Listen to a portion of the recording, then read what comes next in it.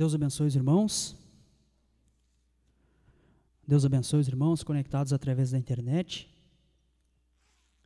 Deus abençoe a todos os irmãos que estão na reunião ali em Franca, em comemoração pelo aniversário do pastor Osmar. Quero mais uma vez desejar um feliz aniversário para o pastor Osmar, um aniversário que é mais especial do que todos os outros, porque sabemos o que houve, sabemos que se não fosse o milagre de Deus, se não fosse o favor de Deus, nosso pastor Osmar já teria partido, mas graças a Deus, Ele nos deu o privilégio de termos aqui nesta terra mais um tempo com Ele e termos um pouco mais destes companheirismos e que brevemente o pastor Osmar possa estar aqui conosco, viajando aqui para o sul, como há muitos anos ele vem feito. Somos muito gratos a Deus pela vida, pela recuperação do pastor Osmar. Sabemos que se não fosse essa mensagem que Deus entregou através dele, não seríamos nada. Talvez estaríamos no mundo, ou até mesmo aprisionado em uma denominação, ou uma denominação da mensagem, mas graças a Deus, Deus levantou um homem para mostrar estas coisas para nós. Não é mérito ao homem, sabemos disto, mas é um reconhecimento de Deus pelo que Ele tem feito. E sabemos que Deus sempre usa o homem. Seja qual for a ocasião, a era, a geração, Ele sempre tem usado um homem para trazer a sua palavra. Como o irmão Brana diz, ele poderia ter escolhido o sol, ter escolhido a lua, as estrelas, para pregar o evangelho, ou até mesmo ter escolhido as máquinas, mas isto não é o programa de Deus. O programa de Deus é falar com os mortais através de um mortal, e este é o grande desafio, é crer no mortal como nós, é poder ver a representação de Deus naquele mortal, um homem falho, como todos nós somos, mas mesmo assim, o eleito não tropeçar nisso, e ver Deus representado ali, saber que quando aquele homem levantado por Deus sobe no púlpito e prega a mensagem, é Deus falando. Deus, Ele fala assim, o Espírito Santo, que é o nosso líder, Ele fala, Ele prega, mas Ele tem que usar um homem. O irmão Brana diz que o Josué para este dia é o Espírito Santo, mas ele tem que falar por meio de alguém, porque ele é um Espírito. Nossa liderança não é o homem, não é um homem elegido por meio de votação, não é um homem escolhido por um grupo de homens, por um plenário, não é um homem escolhido pelo voto do povo ou pela vontade do homem, mas é pela vontade de Deus. É o Espírito Santo que levanta, que unge e que envia para pregar. Esta é a liderança do Espírito Santo, que ninguém confunda achando que é a liderança do homem. É a liderança de Deus através do homem. Sempre foi assim, em cada tempo. Os irmãos podem colocar-se de pé e vamos abrir nossas Bíblias no livro de Apocalipse, capítulo 3. Apocalipse capítulo 3, versículos 1 ao 6. A mensagem para a era da igreja de Sardes. Apocalipse capítulo 3, versículos 1 ao 6. Que diz o seguinte: E ao anjo da igreja de Tiatira escreve, ou melhor, estou lendo no capítulo 2, no capítulo 3, e ao anjo da igreja que está em Sardes escreve, isto diz o que tem os 7 Espíritos de Deus e as 7 estrelas. Eu sei as tuas obras, que tens nome de que vives e estás morto. Sê vigilante e confirma o restante que estava para morrer, porque não achei as tuas obras perfeitas diante de Deus. Lembra-te, pois, do que tens recebido e ouvido, e guarda-o, e arrepende-te. E se não vigiares, virei sobre ti como um ladrão, e não saberás a que hora sobre ti virei. Mas também tens de Sardes algumas pessoas que não contaminaram suas vestes, e comigo andarão de branco, porquanto são dignas disso. O que vencer será vestido de vestes brancas, e de maneira nenhuma arriscarei o seu nome do livro da vida, e confessarei o seu nome diante de meu Pai e de seus santos anjos. Quem tem ouvidos, ouça o que o Espírito diz às igrejas. Oremos. Senhor, abençoe esta pequena porção da palavra que tentaremos trazer para o seu povo nesta tarde, Senhor. São coisas conhecidas, coisas que o profeta falou, coisas que é de conhecimento de muitos e que há muito tempo é pregado, Senhor. Mas sempre é bom relembrarmos, até mesmo aquelas coisas que às vezes são fundamentos, mas que necessitamos delas para compreender a revelação, para compreender aquele algo maior que temos nesse dia. Precisamos deste fundamento. Abençoe esta pequena palavra e usa este pouco de pó em suas mãos. Em nome de Jesus Cristo é o que te pedimos e já te agradecemos. Amém. Vamos comentar um pouco sobre a era de Sardes, das páginas 215 a 220, que foi as últimas leituras que fizemos nos últimos cultos. O irmão Branham diz que, ou melhor, vamos falar sobre a cidade de Sardes. Estamos iniciando a era da igreja de Sardes. E o irmão Branham vai falar um pouco sobre a cidade de Sardes, que representava a quinta era da igreja, a era de Sardes. E ele diz: Sardes era a capital da antiga Lídia. Ela passou das mãos dos monarcas lídios para os persas e daí para Alexandre o Grande. Foi saqueada por Antíoco o Grande.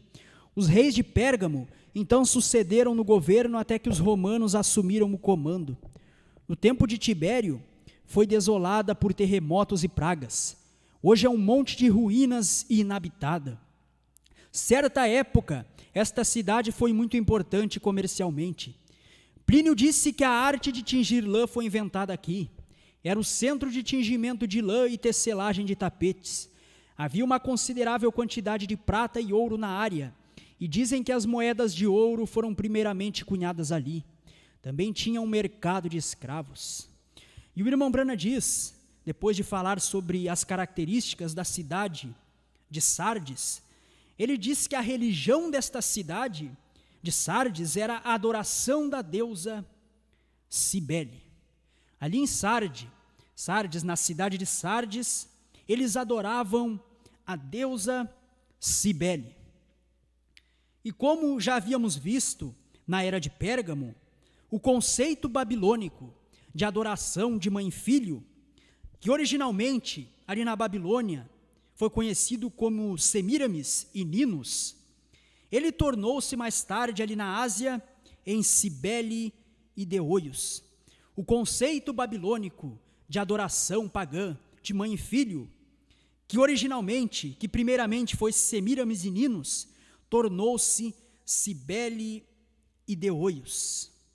E se compararmos os títulos de Cibele e Deoios da Ásia, isto irá nos remeter a algo que temos visto nesta presente era. Falando sobre eles diz: ele era o Deus Sol, ela a deusa Lua. Ele era o Senhor do céu, ela a rainha do céu. Ele o revelador de bondade e verdade, ela de benignidade e misericórdia. Ele o mediador, ela a mediatriz. Ele com a chave que abre e fecha as portas do mundo invisível, e ela com uma chave idêntica fazendo o mesmo. Ele como juiz dos mortos, ela situada ao seu lado. Ele sendo morto, ressuscitado e elevado ao céu, ela levada por lá corporalmente pelo Filho. Estes eram atributos, eram títulos destes deuses pagãos, adorados ali em Roma, Cibele e Deoios. E vemos que estes títulos, dados a estes deuses pagãos, hoje são usados por outro tipo de adoração de mãe e filho. Aquilo que primeiramente foi Semíramis e Ninos, que era o Nimrod da Bíblia, e ali na Ásia passou a ser chamado de Cibele e Deoios, aqui nesta era, nestes últimos dias, foi chamado de Maria e Jesus. É a mesma adoração pagã que a Igreja Católica Romana herdou da Roma pagã.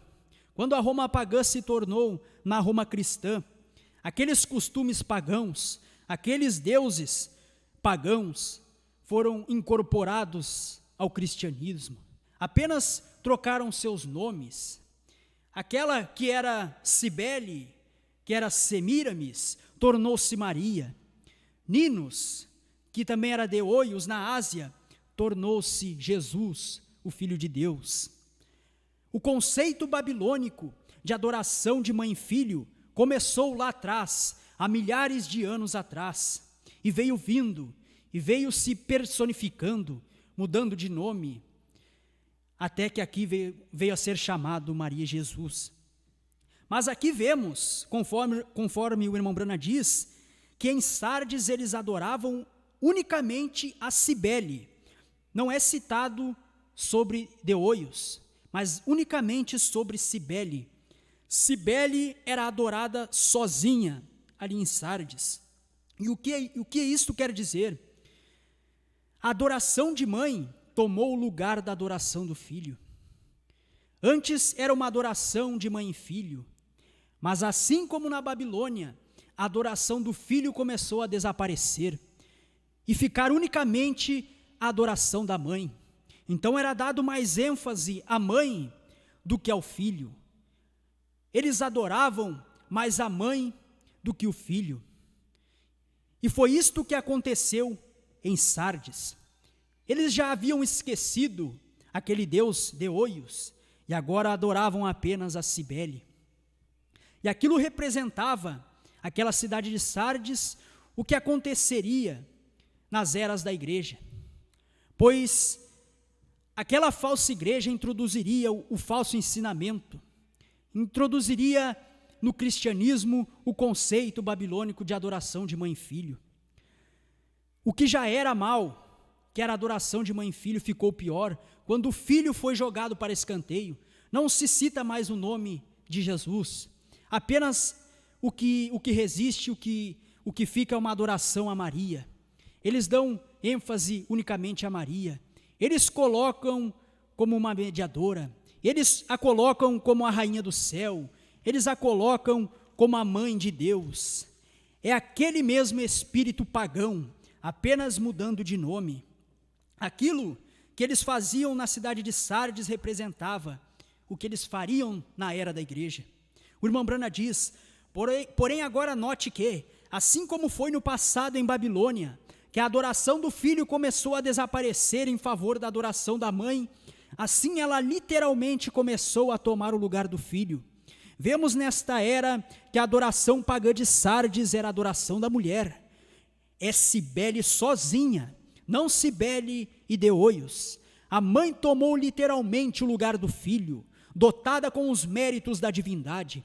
Tudo o que se precisa fazer é revisar os seus vários títulos e relembrar os belos atributos concedidos a Maria pela Igreja Romana para compreender de onde a religião desta era veio. E o irmão Brana também diz, falando desta deusa adorada na cidade de Sardes, que duas coisas lhe impressionaram ao examinar a adoração de Cibele. E ele diz, uma foi o fato de que ela usava uma chave como Janus, que lhe dava a mesma autoridade que Janus, chave do céu e da terra e dos mistérios. E o fato de que os adoradores se açoitavam até o sangue jorrar de seus corpos, o que é feito hoje mesmo pelos católicos que sentem estar sofrendo como o Senhor. Ali em Sardes, eles pagavam penitência para aquela deusa. Eles se torturavam, eles se açoitavam até que sangue jorrasse de seus corpos. E é isto que os católicos fazem até hoje. Penitência como meio de salvação, obras como meio de salvação.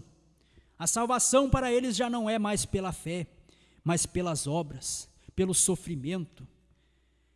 Isto que eles estavam fazendo na era de Sardes, na cidade de Sardes, representava o que eles fariam na era de Sardes, na quinta era da igreja.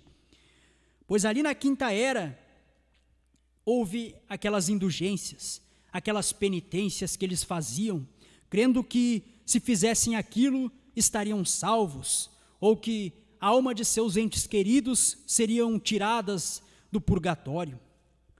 Porém, é nesta era, na era de Sardes, que houve o primeiro rompimento papal que floresceu. Isto aconteceu quando Lutero pregou: o justo viverá pela fé. Enquanto eles se apegavam às obras como meio de salvação, enquanto eles pagavam penitência, enquanto eles pagavam dinheiro como meio de salvação, Lutero apareceu trazendo a mensagem: o justo viverá pela fé.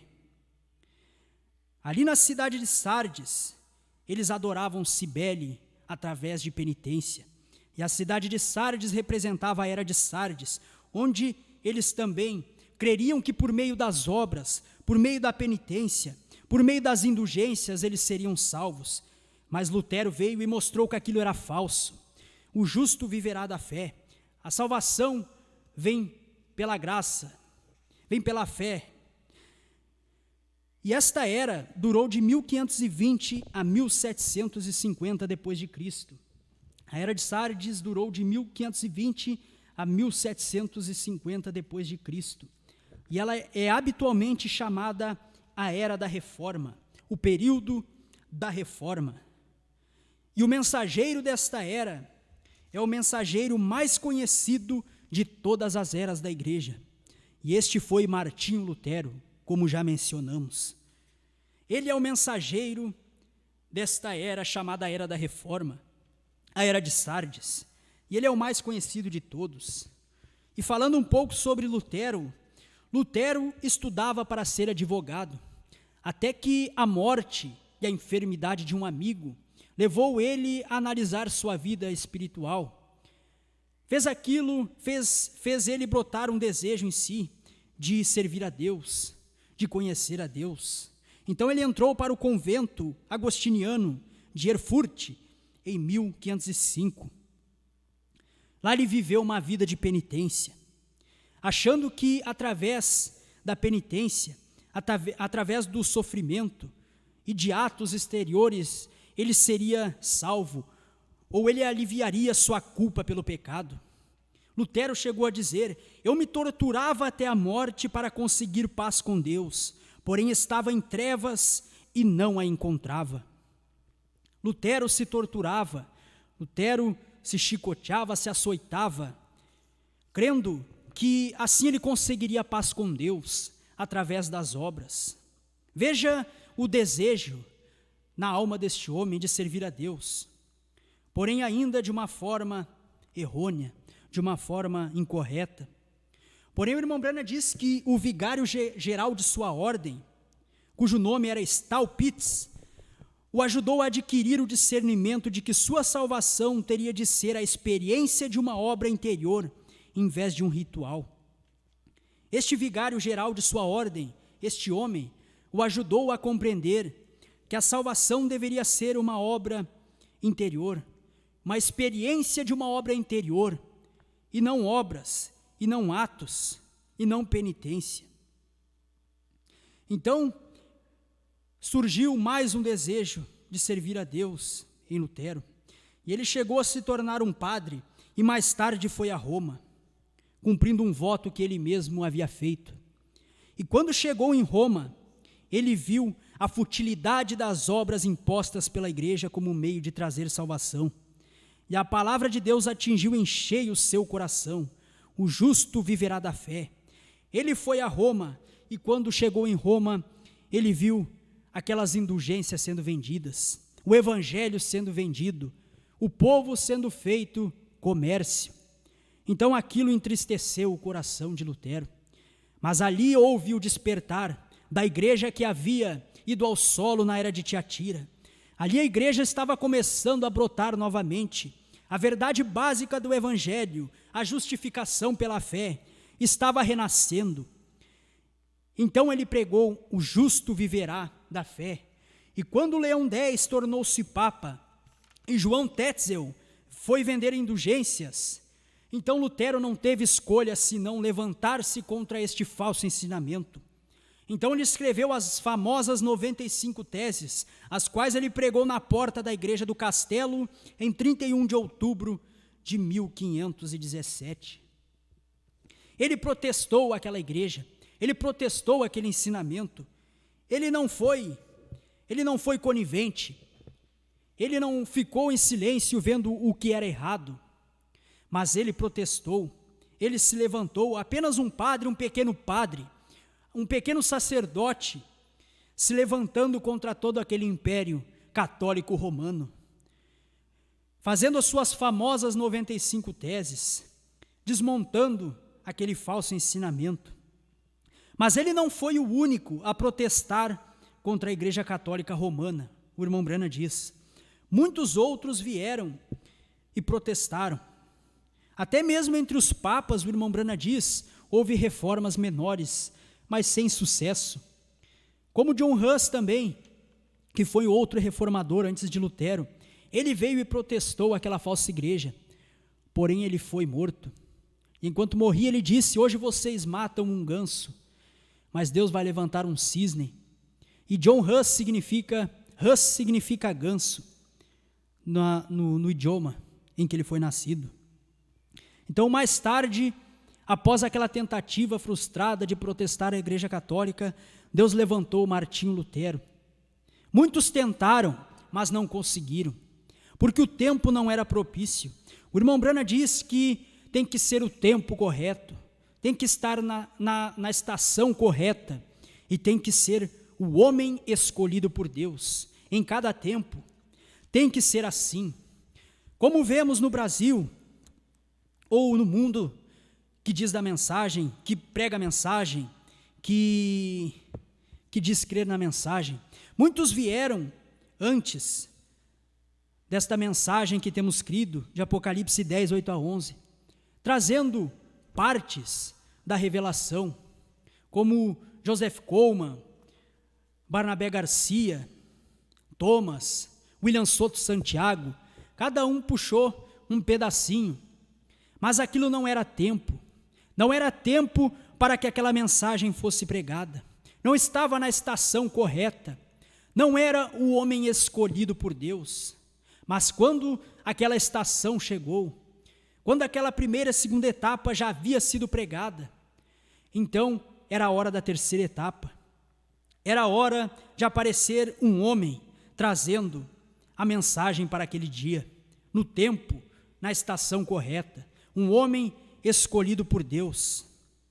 Assim como muitos vieram antes do irmão Branham, tentando trazer o livro do Apocalipse, como o Dr. Smith, Ellen White, o Dr. Russell, tentando trazer o livro de Apocalipse, ou tentando trazer uma restauração, porém sem sucesso, porque não era tempo ainda, não era a estação correta, não era o tempo correto, e o homem escolhido de Deus ainda não estava pronto para trazer aquela mensagem. Tem que ser no tempo, na estação, tem que ser o homem escolhido por Deus. Muitos tentaram protestar, muitos tentaram restaurar as doutrinas cristãs, muitos tentaram pregar as revelações contidas nos 7 selos, mas não era o tempo correto. E a prova de que quando chegou o tempo, era o tempo correto, é os frutos que vemos hoje. Aquilo foi pregado, aquilo foi provado, aquilo foi ao mundo, às 7 nações vizinhas, 7 nações que falam o português. Aquilo foi provado pela Escritura, pela mensagem. E muitos, como vimos aqui, tentaram reformar, tentaram trazer uma reforma, porém sem sucesso. Mas além de trazer uma reforma, Lutero também fez outra grande obra, que foi traduzir uma Bíblia, traduzir o Novo Testamento. O seu amor pela palavra de Deus, por estudar, por ler a palavra de Deus, não era apenas para isso, mas também para que outros pudessem ler, outros pudessem ter acesso à palavra de Deus. Seu amor e paixão pela palavra foi tanta que ele queria que outros pudessem ler. Então ele traduziu o Novo Testamento e deu ao povo. Esta árdua obra ele mesmo a fez, corrigindo uma passagem até mesmo 20 vezes. Ele reuniu em torno de si um grupo de eruditos do hebraico, entre os quais havia judeus, e traduziu o Velho Testamento. Ele também insistiu que a palavra era o único critério. Ele veio e pregou que a palavra de Deus era o único critério. Ele era contra as obras como meio de salvação e o batismo como meio de regeneração. Ele ensinava a mediação de Cristo independente do homem. Ele ensinava que você tinha acesso a Deus através da mediação que Cristo fizera, e não através de um sacerdócio santo, como era o do Papa. Ele negou a autoridade do Papa. Ele disse que o único critério, especialmente em seus primeiros anos, era a palavra de Deus. Sua mensagem foi: o justo viverá pela fé.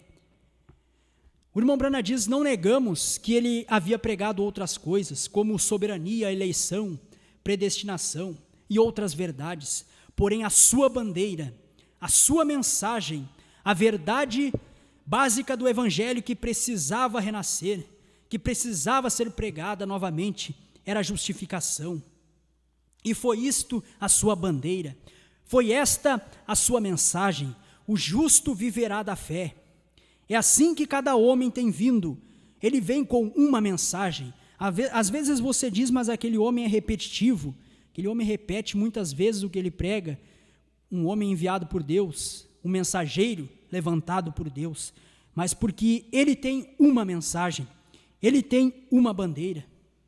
Se você notar, o pastor Osmar só prega as revelações contidas nos 7 selos, somente profetiza outra vez o que estava contido nos 7 selos, que a era de Laodiceia terminou, que o Cordeiro saiu do trono, que o novo nome é Brana, que HM faz parte do nome de Deus, que um gentil levaria o seu nome, que o último eleito deveria entrar para os selos serem revelados, que a era de Laodiceia deveria terminar para os selos serem revelados.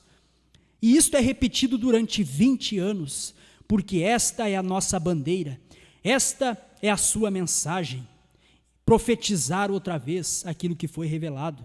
Esta foi a bandeira de Lutero, foi: o justo viverá da fé. Mais tarde veio Wesley com a bandeira: sem santificação ninguém verá Deus. Cada homem vem com uma mensagem. Não que ele não fale de outras coisas, mas a ênfase, o foco, o objetivo é trazer aquela mensagem. E esta foi a mensagem de Lutero: o justo viverá pela fé. E Lutero, o irmão Branham diz, ele foi um reformador e não um profeta. Esta era a era da reforma, era o período da reforma. E Lutero não foi um profeta, ele foi um reformador. Embora o livro de história de Sauer, volume 3, página 406, diga que ele era um profeta, evangelista, falava em línguas, intérprete, em uma só pessoa, dotado de todos os 9 dons do Espírito, embora ele chamasse ele de profeta, o irmão Branham disse que ele foi um reformador e não um profeta. Ele não foi um profeta no sentido escriturístico da palavra, um vidente, alguém como o irmão Branham foi, como o apóstolo Paulo foi, que era tanto apóstolo como profeta. Não, ele foi apenas um reformador. Era isto que a igreja precisava naquele dia, de uma reforma, precisava de um reformador. Porém, por ser um reformador, muitos cabos ficaram soltos, muitas coisas que sabemos que são verdades hoje, que conhecemos através da mensagem de um profeta, naquele tempo não tinham conhecimento. Ainda fumavam seus charutos e bebiam e batizavam crianças e pregavam a Santíssima Trindade. Aquilo era porque não era uma mensagem profética, e o seu mensageiro não era um profeta, era um reformador, tanto que ele disse que os judeus deveriam morrer por ter rejeitado a Jesus. O irmão Branham discordou veementemente desta frase e disse: Lutero falou isto porque ele não era um profeta, Ele era um reformador.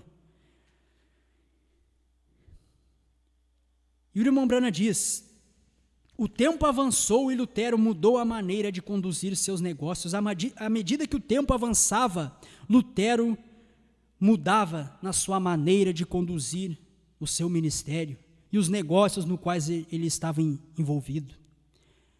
A princípio ele fora tão gentil, tão destemido, tão paciente e constantemente esperando Deus solucionar os problemas.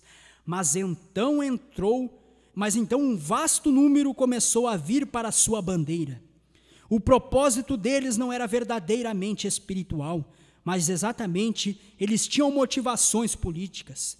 Eles queriam quebrar o jugo do Papa, eles não gostavam de mandar dinheiro para Roma. Fanáticos se levantaram. À medida que o tempo passou, Lutero já começou a desviar um pouco do caminho, do foco.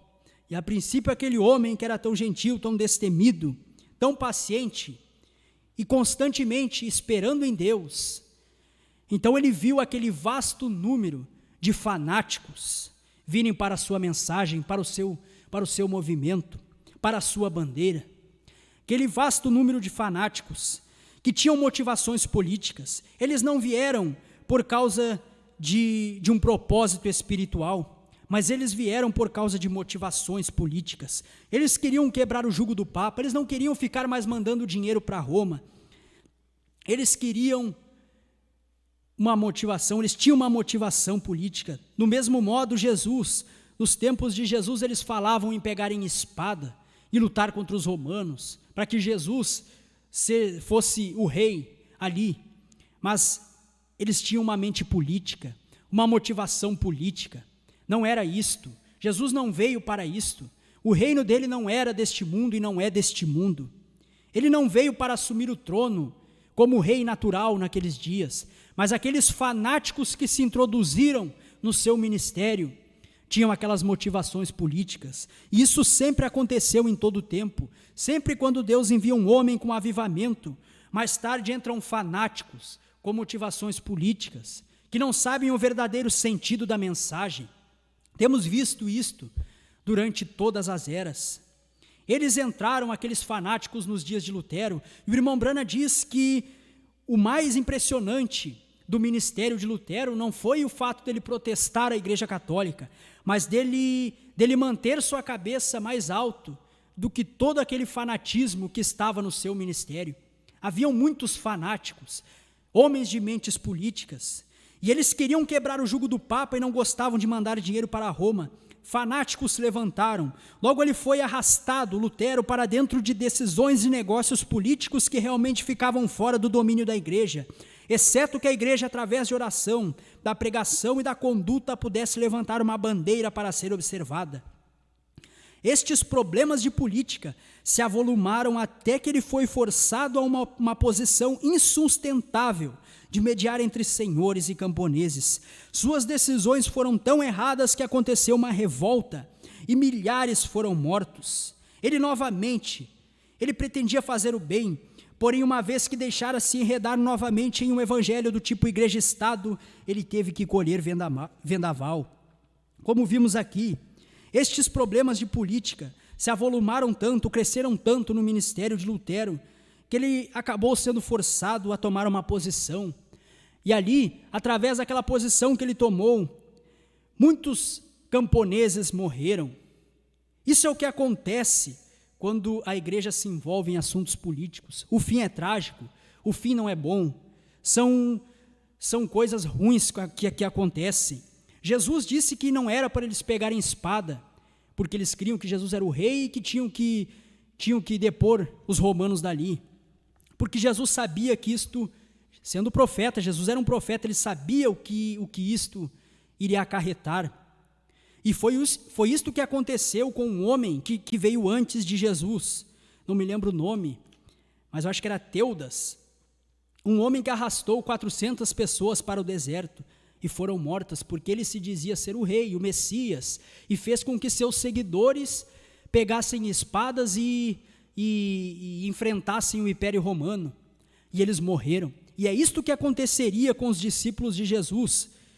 Se Jesus tivesse deixado aquelas motivações e aqueles pensamentos políticos predominarem, eles morreriam. E foi isto que aconteceu quando aqueles fanáticos entraram no ministério de Lutero. Houve a morte de milhares de camponeses. Esse é o resultado quando a igreja se mistura com o Estado. Ele pretendia fazer o bem em Lutero, seu desejo era bom. Porém, uma vez que deixara se enredar novamente um evangelho do tipo igreja-estado, ele teve que colher vendaval. Quando ele quis misturar a igreja com o Estado, do mesmo modo que a mãe havia feito, a igreja católica, ele teve que colher vendaval.